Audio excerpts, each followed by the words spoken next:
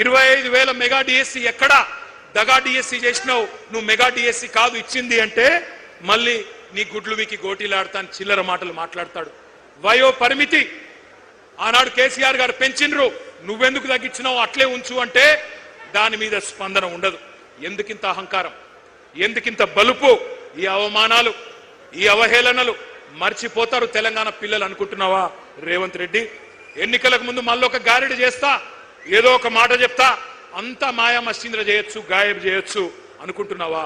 గుర్తుపెట్టుకో, ఈ పిల్లలు సామాన్యమైన పిల్లలు కాదు. యూనివర్సిటీలలో కాలేజీలలో జార్జ్ రెడ్డి ఆ రోజు చెప్పిండు, ఏమన్నాడు అన్నాడు, జీనా హేతో మర్నా సీఖో, కదం కదం పే జీనా హేతో, గట్టిగా నాల, జీనా హేతో కదం కదం పే, జీనా హేతో మర్నా సీఖో, కదం కదం పే లడ్నా సీఖో అని యూనివర్సిటీ గోడల మీద పోరాట నినాదాలు రాసుకొని జార్జ్ రెడ్డి స్ఫూర్తిగా ఆత్మాభిమానాన్ని అణువున నింపుకున్న మా తమ్ముళ్ళు, మా తెలంగాణ తమ్ముళ్ళు వీళ్ళంతా. కానీ వాళ్ళ నేను గర్వంగా ఒక విషయం మీతో పంచుకోవాలి, గర్వంగా పంచుకోవాలి. మనం ఆనాడు ప్రభుత్వంలో ఉన్నప్పుడు 10 ఏళ్లలో కష్టపడి పనిచేసినాం కాబట్టే ప్రైవేట్ రంగంలో 26 లక్షల కొలువులు సృష్టించినాం. 3,23,000 ఐటీ ఉద్యోగాలు ఉంటే హైదరాబాద్ లో 9,46,000 పెంచిన ఘనత కేసీఆర్ ప్రభుత్వానిది. ఇది జాబుల జాతర అంటే. అట్లాగే ఇండియాలో ప్రతి 3 సాఫ్ట్వేర్ జాబ్స్ కొత్తగా వస్తుంటే ఒకటి హైదరాబాద్ లోనే మరి సృష్టించినామంటే ఏ రకంగా ఐటీ రంగం మెరుపు వేగంతో దూసుకుపోయిందో ఒక్కసారి ఆలోచన చేయండి. మనం చిల్లర మాటలు మాట్లాడలేదు, ఉల్ఫా మాటలు మాట్లాడలేదు, ఉన్మాదపు చర్యలు చేయలేదు. ఊహలకు రెక్కలిచ్చి ఆలోచనలు ఆవిష్కరణలుగా మార్చే గొప్ప వేదికలు, ఒక టీ హబ్, ఒక టీ వర్క్స్ సృష్టించినాం. ఇప్పుడే మా వాళ్ళు చెప్తా ఉన్నారు ఇక్కడికి వస్తుంటే, మీ అందరు కూడా ఒక్కసారి జాగ్రత్తగా వినాలా.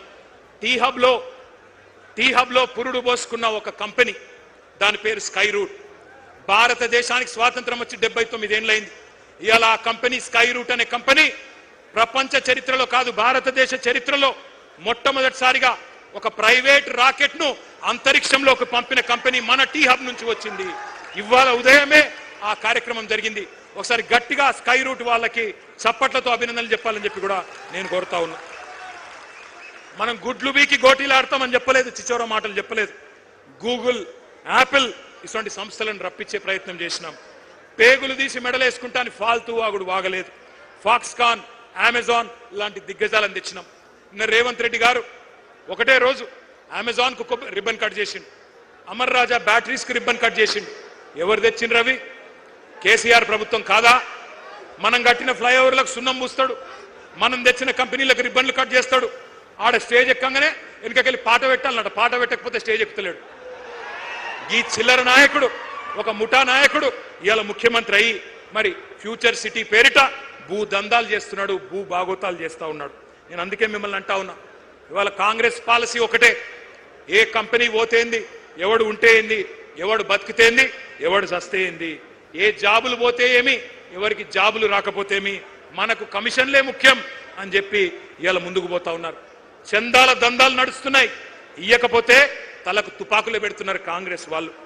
హిల్ట్ అని ఒక పాలసీ తెచ్చినారు, HILT, Hyderabad industrial land transformation policy. ఉన్న పరిశ్రమలు మూసేయండి, పర్సంటేజీలు మాకు ఇవ్వండి, మూటలు ఇవ్వండి, మీరు మాల్స్ కట్టుకోండి, టవర్స్ కట్టుకోండి అని హైదరాబాద్ లో 10,000 ఎకరాలకు ఇవాళ మంగళం పాడే ప్రయత్నం, వాటిని మొత్తం అన్నదమ్ములకు, అస్మదీయులకు కట్టబెట్టే ప్రయత్నం చేస్తా ఉన్నాడు. ఒక్క మాట మాత్రం నేను అడుగుతా ఉన్నా, ఆలోచించమని కోరుతా ఉన్నా. కంపెనీలు పోతుంటే, ఇక్కడి నుంచి తరలిపోతుంటే మరి వాటిని ఆపలేని అసమర్థులను మాత్రమే కాదు, వాటిని ఎత్తుకపోతున్న వాళ్ళని కూడా మనం ప్రశ్నించాల్సిన అవసరం ఉంది. తెలంగాణ ప్రయోజనాల గురించి గట్టిగా మాట్లాడితే ప్రాంతీయవాదం అని మాట్లాడుతున్నారు. మరి నేను అడుగుతున్న భారతీయ జనతా పార్టీని, ఇక్కడున్న కంపెనీలను గుజరాత్ కు తరలిస్తుంటే, ఎత్తుకపోతుంటే, గద్దల్లాగా తన్నుకపోతుంటే అది జాతీయవాదం అవుతుందా? బీజేపీకి సిగ్గుందా? ఇక్కడి కంపెనీలు ఆ రోజు కేసీఆర్ గారి కష్టంతో వచ్చిన ఒక కేన్స్ పరిశ్రమ, ఒక మైక్రాన్ పరిశ్రమ, వీటిని గుజరాత్ కు గద్దల్లాగా మోడీ గారు తన్నుకపోతే అది ప్రాంతీయవాదం అవుతుందా, జాతీయవాదం అవుతుందా? ఆలోచించండి. ఎంత అవకాశవాది భారతీయ జనతా పార్టీయో ఒక్కసారి ఆలోచించండి. మాకు తెలుసు మీ కష్టం. డిగ్రీలు చేతబట్టుకొని పట్టభద్రులు పట్టణంలో కొలువు తీరి మీరు కొలువుల కోసం ఎంత కష్టపడుతున్నారో మాకు తెలుసు. ఇరికిరికి రూములలో 5-6, 10 మంది ఒక దగ్గర ఉంటూ సర్దుకపోతూ కిరాయిలు కట్టడానికి మీరు పడే కష్టాలు కూడా మాకు తెలుసు. సెంట్రల్ లైబ్రరీలో పుస్తకాలతో కుస్తీలు పడుతూ చాయ్ సమోసాలతోనే కడుపు నింపుకుంటూ మరి అవస్థలు పడే మీ గురించి మాకు అవగాహన ఉంది. తల్లిదండ్రులకు భారం కాకూడదు అని మీ బాధ. పైసలు పంపించమని అడిగితే నామోషి. పాకెట్ మనీ కోసం మీరు పడే బాధలు మాకు తెలుసు. చేసే చిరు జాబులు కూడా మాకు తెలుసు. మరి ఇట్లాంటి వాళ్ళ జీవితాలతో క్రూర పరిహాసం ఆడుతున్నది కాంగ్రెస్ పార్టీ. కేవలం కాంగ్రెస్ మాత్రమే కాదు, బీజేపీ కూడా. బడే బాయ్ 2 కోట్ల ఉద్యోగాలు ఇస్తా అన్నాడు సంవత్సరానికి. చోటే బాయ్ సంవత్సరంలో 2 లక్షల ఉద్యోగాలు ఇస్తా అన్నాడు. అక్కడ 2 కోట్లున్నాయి, ఇక్కడ 2 లక్షలు కూడా నై. బడే మియాతో బడే మియా చోటే మియా సుబాన్ అల్లా అన్నారు. ఎంత గట్లున్నది ఇద్దరి కథ. అందుకే నేను అనేది, మోడీ గారేమో ఏవయ్యా ఉద్యోగాలంటే పకోడీలు వేసుకోండి, చెగోడీలు వేసుకోండి అని ఆయన మాట్లాడుతూ ఉన్నాడు. నేను మీ అందరినీ చివరగా ముగించే ముందు కోరేది ఒక్కటే. నేను మీలాగనే కష్టపడి చదువుకున్నా. హైదరాబాద్లో నిజాం కాలేజీలో డిగ్రీ చేసిన. ఆ తర్వాత నేను పూనా యూనివర్సిటీలో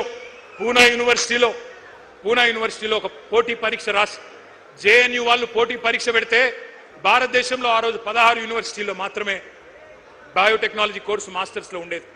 ఆ రోజు రాసి లక్షల మంది విద్యార్థులు రాస్తే 1000 మంది ఎంపికైతే అందులో నేను ఒక్కని. పోటీ పరీక్షలు రాసిన అనుభవం నాకుంది. ఎంఎస్సీ చదువుకున్నా. ఆ తర్వాత జీమాట్ అనే పరీక్ష రాసి అమెరికా పోయినా. అక్కడ ఎంబీఏ చేసి మళ్ళీ అక్కడ కూడా ఇంటర్వ్యూలకు అపియర్ అయ్యి కష్టపడి ఏ సిఫారసు లేకుండా అమెరికాలో ఉద్యోగాలు సంపాదించుకున్నా. నాకు తెలుసు పరీక్షలు రాయడం ఎంత కష్టమో తెలుసు, పోటీ పరీక్షలకు ప్రిపేర్ అవ్వడం ఎంత కష్టమో తెలుసు, ఇంటర్వ్యూలకు అపియర్ కావాలంటే ఎంత కష్టమో తెలుసు, ఉద్యోగం కొట్టడం ఎంత కష్టమో తెలుసు. నేను అడుగుతున్నా మిమ్మల్ని ఆలోచించమని. ఈ రేవంత్ రెడ్డికో బండి సంజయ్కో కనీసం పరీక్షలు రాసే తెలివి ఉన్నదా? నకలు కొట్టే బ్యాచ్ ఇది. ఏం చదివినరో ఎవరికి తెలియదు. ఒక్క పోటీ పరీక్ష రాసిన మొఖాలు ఇవి. ఒక జాబ్ కొట్టినరా ఎప్పుడన్నా జీవితంలో? గోడ మీకు సున్నం కొట్టుడు తప్ప జాబ్ కొట్టే మొఖాలు ఇవి. మరి వాళ్ళు మాట్లాడుతున్నారు ఇలా నిరుద్యోగుల గురించి. మీ కష్టం తెలిసింది మాకు, అందుకే మేము అడిగేది, అందుకే మీకు చెప్పేది. మీ బాధ్యత పెద్దది, మా తమ్ముళ్ళు చెల్లెళ్ళది. ఇవాళ కేవలం ఉద్యోగాల గురించి మాత్రమే కాదు మీరు ఆలోచించాల్సింది, నోటిఫికేషన్ల గురించి మాత్రమే కాదు. ఎట్లా ఉన్న రాష్ట్రం ఎట్లా అయిందో ఒక్కసారి ఆలోచించండి. నేను మిమ్మల్ని అందరినీ చెప్పేది ఒకటే, ఇవాళ మీ తండ్రి ఒక రైతన్న, మీ తండ్రి ఒక నేతన్న కావచ్చు, ఒక గీత కార్మికుడు కావచ్చు, ఒక ఆటో డ్రైవర్ కావచ్చు, మీ చెల్లె ఒక ఆశా వర్కర్ కావచ్చు, మీ అక్క ఒక అంగన్వాడీ టీచర్ కావచ్చు. ఇవాళ రాష్ట్రం మొత్తంలో ఎట్లాంటి పరిస్థితి ఉన్నదో ఒక్కసారి ఆలోచించండి. బుల్డోజర్ల విధ్వంసం, బూతుల వరద, అవినీతి బురద. మరి ఇవాళ సర్కార్ అనేది లేదు ఈ రాష్ట్రంలో, సర్కస్ మాత్రమే ఉన్నది. ఎంత చండాలమైన వ్యవహారం చేస్తా ఉన్నారో ఆలోచించండి. ఈ అవినీతి పరుడు, ఈ అవివేకి మన రాష్ట్రాన్ని బికారుల రాష్ట్రం అంటాడు, దివాలా తీసిన రాష్ట్రం అంటాడు. ఆత్మగౌరవం లేకుండా ఢిల్లీ పోతే నన్ను దొంగలాగా చూస్తున్నారని మాట్లాడుతున్నాడు. మరి అందుకే నేను అంటా ఉన్నా, తెచ్చుకున్న తెలంగాణ తెరలైపోతుంటే, పాడైతుంటే తెలంగాణ యువత చూస్తా ఊరుకోవాలా ఆలోచించండి. నేను అడగట్లేదు మిమ్మల్ని నేపాల్ లాగా భూకంపం పుట్టించమని అడగట్లేదు, నేను అట్లా చేయమని అడుగుతలేను. శ్రీలంక లాగా శివతాండవం చేసి యువతరం మరి అక్కడి ప్రభుత్వాన్ని కూల్చింది, అట్లా చేయమని నేను అడుగుతలేను. విధ్వంసాలకు దిగుమని చెప్పి నేను పిలుపునిస్తలేను. అల్లర్లు చేయమని ఆజ్యం పోయడం లేదు. రెచ్చగొట్టి చిచ్చు పెట్టి కేసుల్లో ఇరికించి తప్పించుకునే రాజకీయం బీఆర్ఎస్ చేయదు. ఉద్యమ కాలంలో కూడా కేసీఆర్ గారు ఒక్కటే చెప్పిండ్రు, పిల్లలను జాగ్రత్తగా చూసుకోండి, వాళ్ళ నెత్తురు చిందొద్దు అని చెప్పినాడు. మీ అందరికీ అందుకే ఒక అన్నగా, ఒక సోదరుడిగా నేను మాటిస్తా ఉన్నా, ఖచ్చితంగా 2028లో 600 అయినా మళ్ళీ తిరిగి కేసీఆర్ గారు ముఖ్యమంత్రి అవుతారు.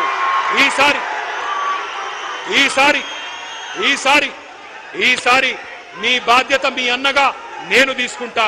గతంలో కొన్ని పొరపాట్లు జరిగినాయి, గతంలో కొన్ని పొరపాట్లు జరిగినాయి, కానీ ఈసారి అట్లా కాకుండా పూర్తి స్థాయిలో బాధ్యత నేను తీసుకుంటాను. ఒక అన్నగా మీకు అండగా నిలబడతాను. రాబోయే 2 ఏళ్లు పోరాటం చేద్దాం. ఆ తర్వాత అధికారంలోకి వచ్చినాక జాబ్ క్యాలెండర్తో సహా మీరు కోరుకున్న విధంగా నోటిఫికేషన్లు, మీరు కోరుకున్న పారదర్శకంగా మీ భవిష్యత్తుకు ఒక సోదరుడుగా నేను అండగా ఉంటానని చెప్పి బాధ్యతగా విజ్ఞప్తి చేస్తూ పేరు పేరున మీకు నమస్కారాలు తెలియజేస్తూ జై తెలంగాణ. అందరికీ భోజనాలు ఉన్నాయి, దయచేసి భోజనం చేసినాకనే బయలుదేరాలా.